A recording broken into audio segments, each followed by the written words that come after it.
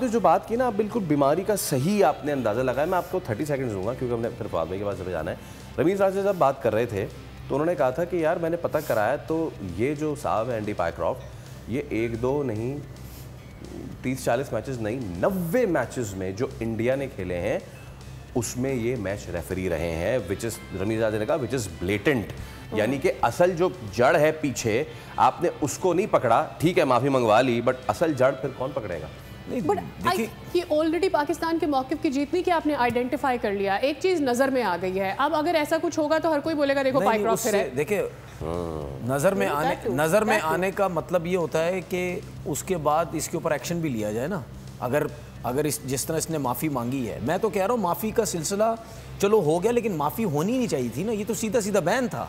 Yes ठीक है, आपने ये तो मैच फिक्स नहीं हुआ, आपने अंपायर के ज़रिए फिक्स करने की कोशिश की कि नहीं जी, उसको अपनी बातों में लेके आए कि भाई आपने इस तरह बात करनी है कि सलमान आगा से हाथ नहीं मिलाना। आपने इतनी बड़ी वायलेशन की है भाई, तो आपको तो ग्राउंड में कहीं नज़र ही नहीं आना चाहिए। आईसीसी को तो सबसे पहले ये होना चाहिए। उसके बाद सूर्य कुमार यादव किधर है जी, उसने भी उससे बढ़ के वायलेशन की है। इस माफ़ी का मतलब हम क्या समझें? इस माफ़ी का मतलब क्या ये है कि जो लग तो ये रहा है मज़ाहिर कि अब जो मैच होगा पाकिस्तान इंडिया का 21 को, उसमें हाथ मिलाएंगे?